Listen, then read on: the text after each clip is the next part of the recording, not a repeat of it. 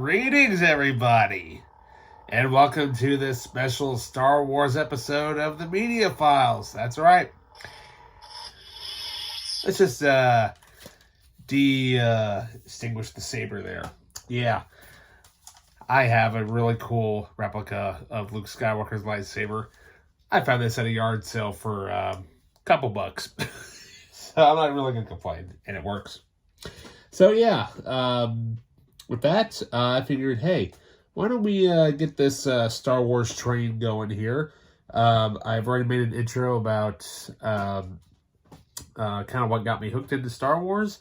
So I figured, hey, why don't we go through some of the DVDs that I have? Mainly, as of right now, from what I can currently find, the newer stuff, basically from 2008 to current. Yeah.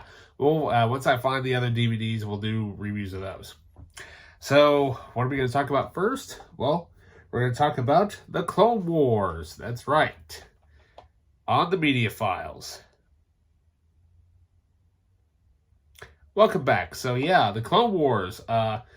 Now, this particular edition is the 2-disc special edition with I think it's a very rare lenticular cover with Anakin and Asajj Ventress there.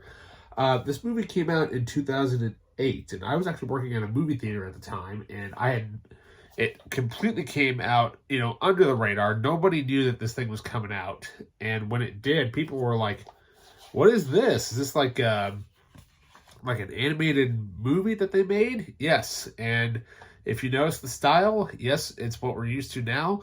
But back then, I kind of figured that they took inspiration from the Genndy Tartakovsky micro series as far as the animation design goes. But yeah, I remember when I saw this, I loved it. I thought it was great. A great animated movie. And of course, features the introduction to everybody's now extremely fan favorite character, Ahsoka Tano. So when she shows up, she's all kind of nitpicky and, very, very Anakin-like. And of course, people kept bashing the character left and right of how stupid she is. They basically did a whole Jar Jar thing with her. It wasn't until really the Clone Wars Season 3 when they had that huge arc with her, and they're like, oh, this character actually is kind of cool. But yeah, this is the origins of Ahsoka's character. So, the 2-disc special edition is really, really awesome. I have a flyer here for the digital copy code, which basically no longer even exists. It doesn't even work. But, and cool part about this is, we have disc art. Yeah, Yoda there with a battalion of clones. And then for the special features disc, we have Anakin and his battalion of clones. Basically, I kind of like to think this as the origins of the 501st Legion. Because you know where that goes. So, but yeah, what's so cool about this is that, directed by then an unknown director by the name of Dave Filoni, who we all know now. But what can I say? I mean, this was such an amazing, amazing film. And not only that, the soundtrack was awesome. Had remnants of, John Williams' score, but it was composed by Kevin Kiner, who kind of hadn't really done very much film, but he did score a movie that actually was attached to Star Wars. That's right. He composed the score to Wing Commander. Yeah. The trailer for that movie was originally attached to Star Wars Episode 1, The Phantom... No, Wing Commander was out, and the original Star Wars Episode 1 teaser was attached to it. I got them flip-flopped. So, what can I say? Wing Commander and Star Wars, yes, they're two different franchises, but they both all have one connection: sci-fi. But I tell you what, this movie was awesome for its day, and it kind of, introduces a character that I really wish we would have seen in live action, is Asajj Ventress, there with her double-bladed Dooku similar design sabers. But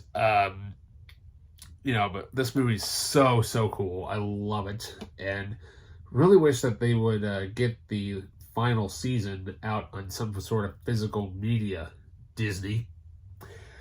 So the first disc features the movie in a widescreen format, as well as commentary by director David Filoni, producer Catherine Winder, and writer Henry Gilroy, which I'm not sure if he's done any more of the Clone Wars series or not. I'll have to look it up.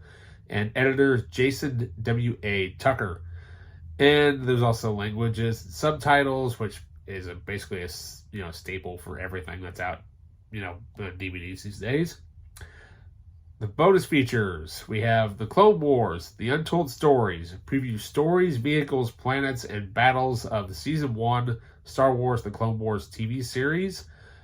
The voices of The Clone Wars, voiceover actors, and animated characters in split-screen performances. A new score. This one is really cool when I'm talking about the composer. Composer Kevin Kiner establishing a new musical identity for the series. Something that he has done in this, which we never really heard of. Electric guitars. Yeah. Now I'll explain that here in just a second.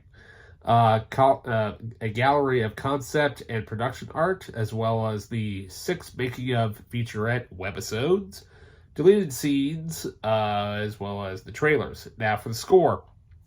There is a sequence where Obi-Wan comes in and takes out a bunch of battle droids, and it uses a very heavy, metal guitar riff. There is metal by John Williams. Very briefly.